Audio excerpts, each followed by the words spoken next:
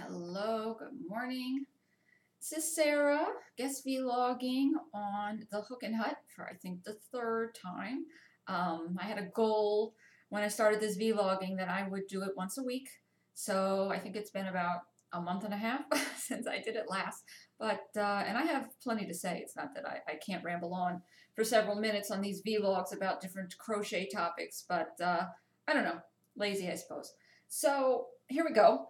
Now, as I'm sure the first thing to draw your eye this morning was this braided crochet cowl. This showed up several times on my wall on Facebook and on Johanna's wall, and somebody had asked Johanna to make it for them, but she didn't want to.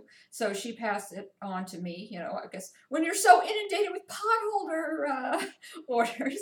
So she passed it on to me. So I decided I would mock what before I gave my final answer. I'm going to test it out and try it myself.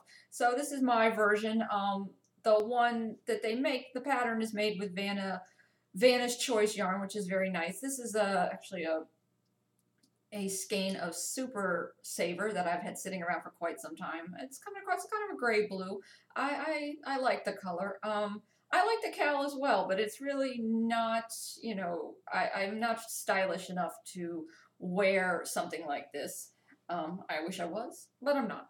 So, you know, Razel Bracha has already taken one look at, oh, pretty. So this, I'm sure, will end up around her stylish little neck instead of mine. But the crochet cowl, braided cowl, not quite as complicated as it looks, but a little bit fiddly when it comes to sewing the end of the braids together. Really was, I think, probably the biggest challenge was to be had here. Anytime I have to sew on a button, I'm unhappy. So maybe in the Etsy store, maybe not in the Etsy store, I'll let you know. But, you know, if you're dying to have one of these, you know, I was thinking if you use like a sparkly yarn, that this actually might be something for a simcha. So if you're dying to have one, give me, you know, give me a message on Facebook and I'll consider it, I guess for about $30. So you're probably wondering why I look at all my crochet detritus over here. I'm always telling my daughter to clean up her detritus, and here's mine. So you're probably wondering why I have this hat out again today. This is Lady Mary, for sale for I think 25 or 20 in my Etsy store. Has been for sale for quite some time. You're probably like, yeah, we know, Sarah, but we haven't bought it and we're not going to buy it, so that's why it's still here. My sister has expressed an interest, so I think I'm just going to send it on to her. So why do I bring this out again? It's a nice hat. It's a pretty hat, right? I think so. You know, I had high hopes for this when I crocheted it up and photographed it and put it on Etsy. I like the two-tone and I like the big flower. It's really kind of a statement piece, again, for someone more stylish than me. But I really kind of thought it would get snatched up, which it did not. The headbands have probably been the biggest seller. So I want to talk a little bit about selling on Etsy in general. So maybe, I guess it's been since October that Johanna and I have started selling on Etsy. And, you know, over this span of my internet explorations, I have tried quite a few schemes to sell things, to make money on the internet. I started websites to sell advertising. I've did Melaleuca. I did several things attempting to make money off the internet. And I would like to say that I did it with varying levels of success, but I've done it with no level of success. No success whatsoever. And so but I really had high hopes for Etsy as far as selling. And this is not to say that I'm giving up, but you know, I'm somewhat discouraged. And I'll tell you why. So it's not that I haven't, you know, since I started this, I have been sort of making some nice steady income from crochet. But all of the orders that I've had have been from people that I know and I've encountered. Like, for example, there's a nice lady in a doctor's office in Borough Park that I got to chatting with about crochet. And she bought a few things from me, and she told her friends who bought. So I've gotten, so you know, there's a shawl somewhere in Borough Park where the ladies are sitting around in fancy shawls that I've crocheted. So that really has been a big source of income.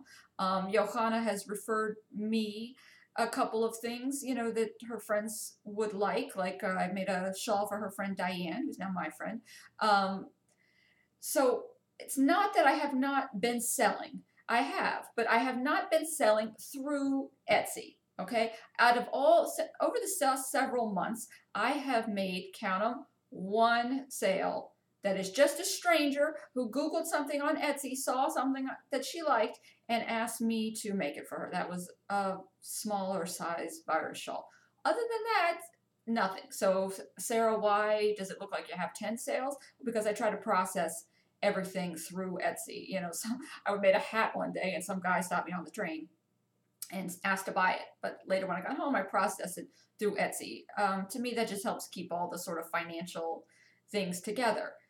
Now, the only thing is, you want to list things on Etsy and you want to process sales through Etsy. You are going to pay for that privilege. Not a lot, but every little bit does add up, especially when you're not making all that much. So, a couple of things about selling on Etsy and like how maybe I would proceed going forward. I have read everything, I think, in their archives on how to improve your sales. There's quite a bit about how to improve your pictures and how to improve your descriptions. But none of that matters if you're not getting what they call views. People aren't looking at your listings. It's like, so it used to be when we first started this, Johanna, first thing in the morning, I sometimes wasn't even out of bed before she's texting me. Have you checked your views? We were going crazy with the views. Oh, we got 10 views today. Wow, it's a banner day. But what I've come to realize is that views don't necessarily equal sales. So it's kind of often talked about on the internet that for every 300 people that look at your stuff, one person is going to buy something. So people say list on Etsy. If you have 300 things listed, then theoretically you would make one sale a day. Now the flaw in that thinking is that you have to pay 20 cents per Etsy listing. So already if you are, doing this, then you're $60 out of pocket a month for your listings on Etsy, which again is not enough and not a lot in the scan of business, in business. But if you're just doing this for supplemental income, that becomes an investment. Also in crochet, if I want to make 300 items for myself to photograph, because I certainly can't take a picture somebody else did of a certain thing, I have to actually make it and photograph it. I'm going to have to lay out something in yarn. If I want to make a virus shawl to photograph, I'm laying out almost $20 in yarn. If I want to make I just think, oh, I'll make this mermaid blanket that everybody's selling. But I priced it out just to make it in yarn was $35, $40. And I certainly really, my daughter's almost 14. I have no use around here for a mermaid blanket if it doesn't sell. So to invest in yarn and time to make 300 items is just really not feasible for me. For someone else it might be, but for the demands on my time, I know it doesn't seem as I'm sitting here vlogging, but the demands on my time and my life, and I mean, it's not the only thing I do. I also teach exercise. It's not feasible for me to crochet up 300 things to list. So that's the first thing. Now, if you are a person that sells downloadable items, like for example, if you're a pattern writer, this might be something you might want to think about. I was thinking about this too, though. Like patterns, sell anywhere from $3 to $5. So if you want to list 300 patterns for $60 a month, you're going to have to sell quite a few to at least just cover that cost. But people do.